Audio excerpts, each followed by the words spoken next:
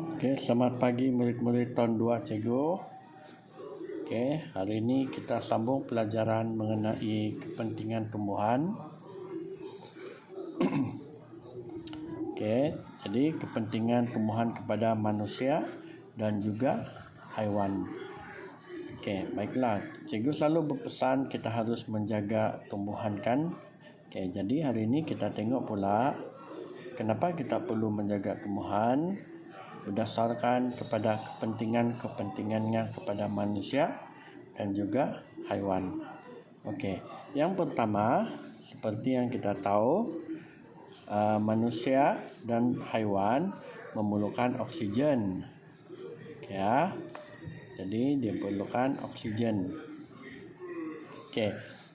Tahun 1 dulu cikgu pernah buat sedikit aktiviti di kelas di mana kita menutup hidung dan mulut. Kita tengok berapa lama kita boleh bertahan untuk tidak bernafas.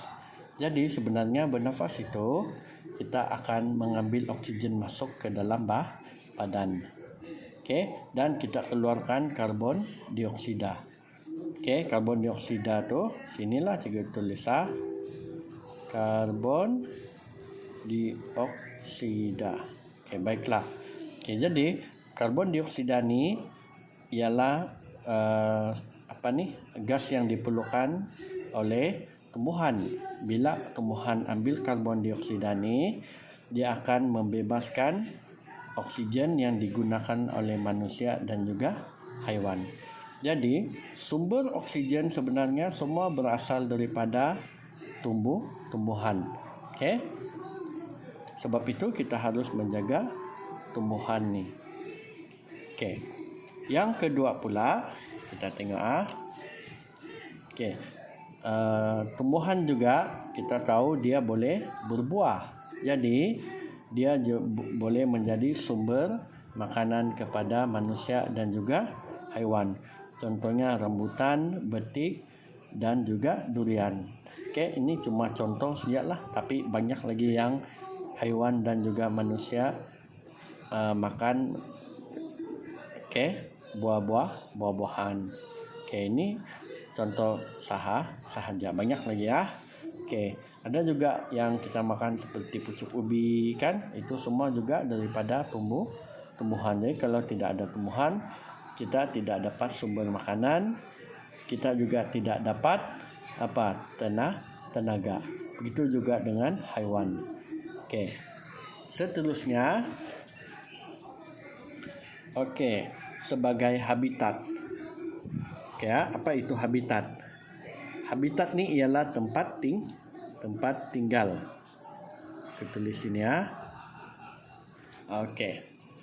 Jadi, hidupan liar ataupun haiwan-haiwan liar bergantung kepada tumbuh-tumbuhan dalam hutan untuk perlindungan dan tempat tinggal. Sebagai contoh, okey, kalau kamu ada di luar rumah kamu ada pokok-pokok kan, memperhatikan sarang burung tersebut. Okey, sarang burung itu ya, contohnya di sinilah sarang burung tu. Okey, kita tengok sarang burung tu kebanyakannya burung buat melalui melalui ranting dan juga rumput serta daun-daun yang sudah kering. Dan itu semua ialah itu ialah semua mendapat bahan-bahan tersebut semuanya melalui tumbuhan. Sekiranya tidak ada habitat untuk haiwan seperti burung tadi ya, saya bagi contoh burung kan, apa jadi? Dia tidak dapat bertelur, tidak ada tempat untuk dia bertelur. Selain itu, ada juga burung belatuk. Okey. Burung belatuk ni dia suka membuat lubang pada kayu dan dia tinggal di dalam pokok tersebut untuk mengelak dia daripada ular yang suka memakannya atau pemangsa lain. Sebab itu dia buat pada pokok kayu. Okey, dia sebagai habitat. Okey, sekarang kita tengok pula sebagai sumber ubat. Okey, Ini pula ialah sebagai sumber ubat. Tengok Okey, ubat-ubatan sebenarnya banyak berasal daripada herba-herba ataupun berasal daripada tumbuhan. Sebagai contoh, kucing kamu di rumah. Kadang-kala kucing kamu akan memakan rumput dan dia akan muntah. Okey, sebenarnya dia makan rumput itu rumput yang dia tahu mempunyai herba sesuai untuk perut dia, dan dia akan memuntahkan bahan-bahan yang menyebabkan dia sakit. Jadi dia muntah tu sebenarnya untuk mendapat kesihatan tubuh bagi kucing. Sama juga dengan anjing. Okey, itu tadi lebih kepada haiwan. Sekarang kita tengok pula kepentingan tumbuhan kepada manusia.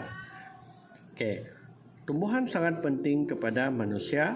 Selain daripada menjadi sumber makanan dan sumber oksigen, itu cikgu sudah bincang tadi.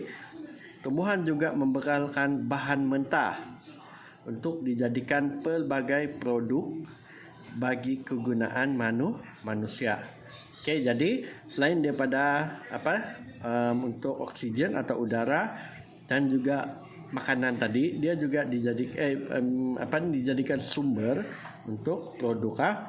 Sebagai contohnya ini membekalkan gentian dijadikan fabrik. Fabrik itu yang kita gunakan untuk membuat pakaian. Contoh lain ialah kapas, hem dan juga flax. Dan seperti yang kamu tahu, kertas ini juga berasal daripada kulit kayu. Jadi tumbuhan itu sangat penting untuk kita jaga. Bila kita merosakkannya, haruslah kita menggantikannya. Ini contoh gentian daripada pokok kapas digunakan untuk membuat kain kapas. Ini gentiannya. Nampak kan? Selain daripada itu, dalam bantal kamu juga ada juga ini supaya dia lebih gemuk dan kamu suka peluk bantal kamu tidur. Jadi gentian daripada pokok hem digunakan untuk membuat canvas. Sebab gentian pokok hem ni lebih keras, jadi dia sesuai untuk dibuat canvas. Gentian daripada pokok flax digunakan untuk membuat kain linen yang lebih lembut, lebih selesa pakai di badan. Apakah itu ialah contoh-contoh kepentingan tumbuhan yang lain kepada manusia. Kita tengok pula di sini sebelum kita habis. Ada tumbuhan yang digunakan untuk menghasilkan bahan binaan. Contohnya kayu balak dijadikan papan dan tiang untuk dibuat rumah. Sebab itu kalau kamu tengok rumah kayu tu, mereka banyak diperbuat daripada papan, daripada plywood yang nipis tu. Jambatan dan juga perabot juga banyak digunakan melalui sumber tumbuhan. Ubatan tradisional juga dihasilkan daripada tumbuhan. Ini ialah contoh-contoh, tengok gambar contoh-contoh produk yang dihasilkan oleh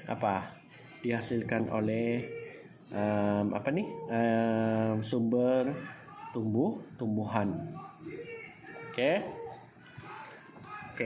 Jadi itu sahaja untuk hari ini. Jadi cikgu mau kamu hari ini kerja kamu senang sahaja. Cikgu mau kamu lukis 3 bahan. Boleh juga gunakan boleh juga gunakan ni. Bukan 3 lah, 4 lah.